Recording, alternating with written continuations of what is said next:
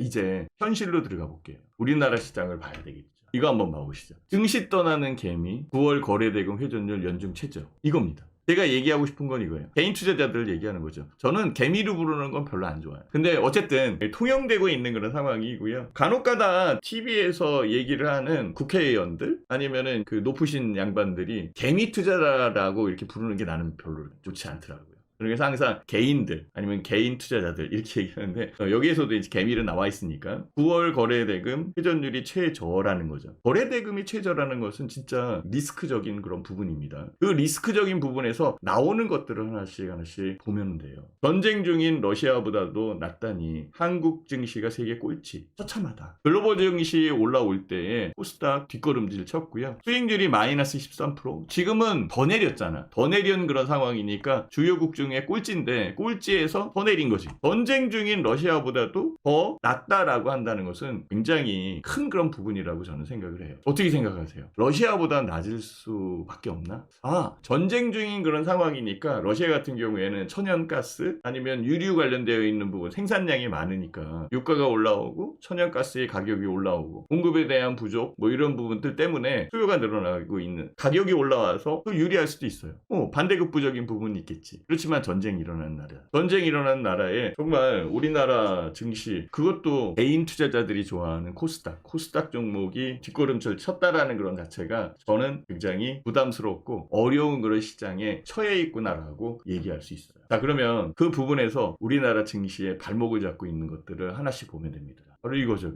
삼성전자, 디램, 차세대 HBM 없인 초격차도 없다. 저는 이렇게 얘기를 하는 거예요. 지금 업계 점유율 1위, 이것도 지금 하락세에 대해 들어와 있는 그런 상황이고요. SK하이닉스 같은 경우에는 점유율이 올라오고 있는데 삼성전자는 떨어지고 있다라는 거. 기술의가 없다라고 한다면 떨어지는 거잖아요. SK하이닉스 같은 경우에는 HBM에 삼성전자보다 앞서 있는 그런 상황이고 여기에 또 기술 눌려서 파운드리, 즉 TSMC에 또 눌리는 그런 상황이 만들어지면 실질적으로는 점점 더 어려워지는 상황이 만들어질 거예요. 이런 부분에 주가가 올라올 리 없는 그런 상황이고 올라올 리 없는 그런 여건에 러시아보다도 한국 증시가 떨어질 수밖에 없는 그런 비참한 현실에 직면할 수밖에 없는 그런 상황도 있겠죠. 그러니 증시 떠나나? 개인 투자자들 증시 떠나는 그런 부분에서 뭐 있었어요? 금투세 관련되어 있는 부분도 있었잖아요. 그 금투세에 대한 결정은 곧 나오겠죠. 일단은 뭐 지도부에 위임한다 라고 이렇게 얘기를 하는데요. 이것도 한번 봐야 될 것 같아요. 금투세. 그래서 증시가 짓눌린 상황이잖아요. 누가 책임지냐? 주가는 벌써 이렇게 다 내려있는 그런 상황인데 손실 내서 다 나간 사람들, 신용 써가지고 신용 깡통 난 사람들, 손실 나가지고 어쩔 수 없이 증시에 이탈된 개인 투자자들 누가 책임져? 여태까지 차일피일 밀었던 그런 상황이잖아요. 지금은 유예 쪽으로 가닥을 잡고 폐지도 나온다라고 얘기해요. 폐지 가능성도 있다. 주식 투자자들은 세금 내려고 주식 투자하는 거 아니잖아요. 돈 벌으려고 주식 투자하는 거잖아요. 벌면 벌수록 세금이 더 높아진다? 그래, 조세 원칙에 의해서 소득이 있으면 세금 내야 되는 건 맞거든요. 근데 여태 그렇게 안 했잖아. 그걸 갑자기 한다라는 것도 문제가 있는 거고 저는 이렇게 생각을 해봅니다. 이 부분에 대해서는 사실 제가 누구예요? 저는 마스터 PB. 저는 신입사원서부터 주식시장에 있었기 때문에 증시에 대한 부분을 어느 정도 다 알고 있어요. 지점장도 역임을 했었고 할 만큼은 다 했거든요. 그래서 알아요. 주식 투자 여건에서 세금을 붙이는 거는 맞아요. 그리고 금투세가 유리하다는 것은 알고 있지만 대다수의 투자자들이 원하지 않으면 안 해주는 게 맞거든요. 그게 민주주의잖아요. 자, 우리나라 같은 경우에는 복권 있잖아요. 복권을 왜 사요? 꿈이잖아. 희망. 당첨됐으면 좋겠다. 근데 바로 옆에 있는 일본 같은 경우에는 복권에 세금이 안 붙어요. 꿈에 어떻게 세금을 붙일 수 있어? 복권을 사거나 복권에 대한 부분에 희망적 부분에 세금을 붙이는 거잖아요. 근데 일본은 안 붙이거든요. 우리나라는 붙이고 있어요. 각각의 나라가 달라. 어차피 붙여있는 거는 붙여있는 거고요. 그렇다면 저는 그 생각을 하는 거예요. 주식 투자에 대한 부분은 부푼 꿈을 안고 들어오는 거예요. 내 자금을 크게 불려야겠다. 내 자금을 전체적으로 한 단계 올려서 조금 더 윤택한 삶을 살아야지. 희망에 대한 세금을 붙인다.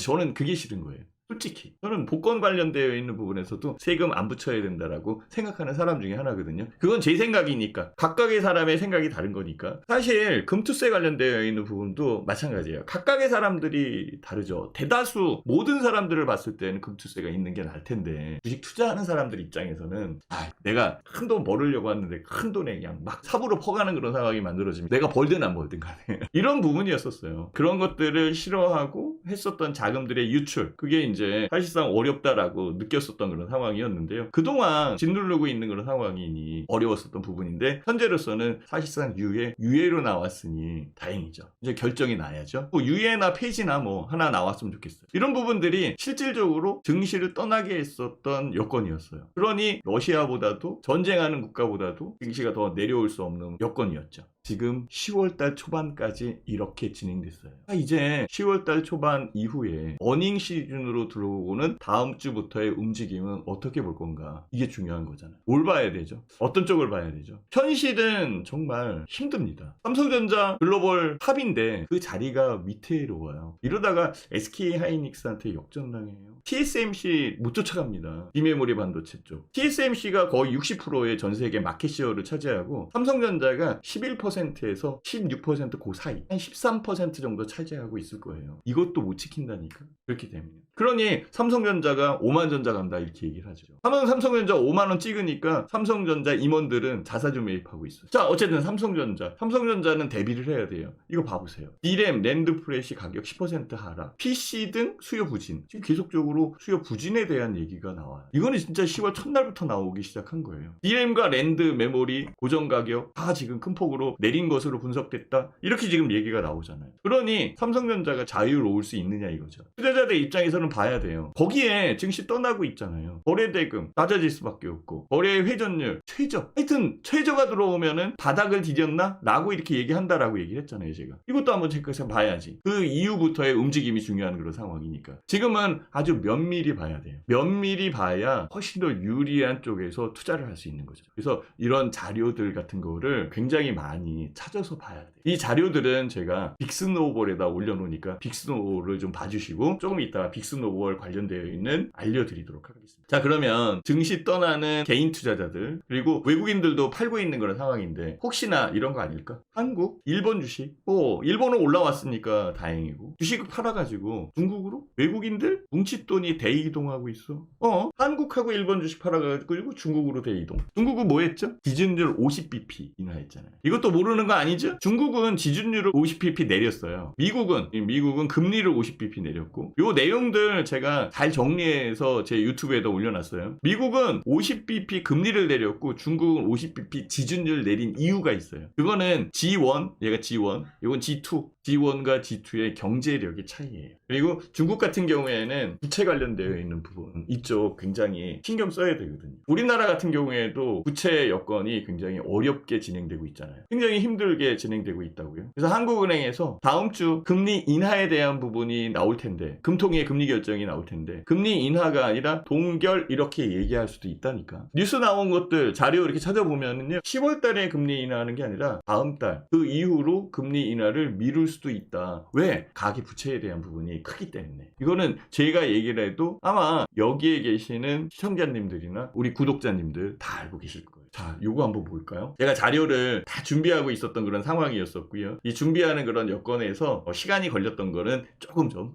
이해를 해주세요. PF 극복을 위한 안간힘. PF가 뭐죠? 요거는 프로젝트 파이낸싱을 얘기하는 거예요. 부동산 대출이라는 얘기예요. 부동산 대출에 대한 여파를 겪고 있는 증시, IM증권 하반기 구조조정을 예고했다. 리포트를 이렇게 낸 거예요. 왜? 극복하기 위해서. 안간힘을 쓰고 있다. 지금 폭탄이 하나 남아있네. 가계 대출도 중요하지만은요. 주택시장, 즉 아파트 시장 이쪽에 건설사들의 문제가 발생해요. 아파트 가격 올라가지 않고 있고 아파트 분양되지 않고 있고 아파트는 진다라고 얘기했고 자금은 다 끌어서 떼서 썼고 그럼 어떻게 해요? 중소건설사들 부도 나기 시작해요. 부도는 일파만파로 커집니다. 지금 잠재워 놔 있는 그런 상황이지. 커다란 중견회사, 건설사 하나 파산된다라고 한다면 실질적으로 거기에 딸려있는 작은 건설사들 또 파산하는, 불도산할 가능성이 있는. 그러니 정말 진짜 안간힘을 쓰고 있다라는 리포트가 나온 겁니다. 이런 것들을 봐야 돼. 이렇게 불안하니까 전쟁 중인 러시아보다도 주가가 낮을 수 있었나? 그럴 수 있어요. 증시자금 떠나는 거 맞나? 그럴 수 있다고. 현실을 우린 직시해야 돼요. 삼성전자도 SK하이닉스도 마찬가지예요. 우리나라 수출의 40%를 차지하고 있는 IT, 반도체 이런 문제가 생긴 거죠. 이런 것들이 있어요. 그러다 보니까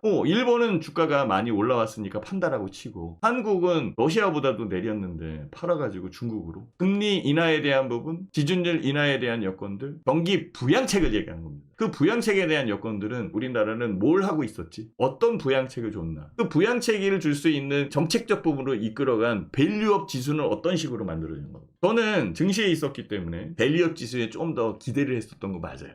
가능성이 있겠다. 연말이고 배당도 있고. 근데 밸류업 지수 딱 발표됐을 때 다들 실망했잖아. 그거야. 기대에 대한 부분을 하나도 못 주고 있는 거지. 증시에 대한 기대 여건을 하나도 못 주고 있는 그런 상황이니 주가가 올라오겠어요?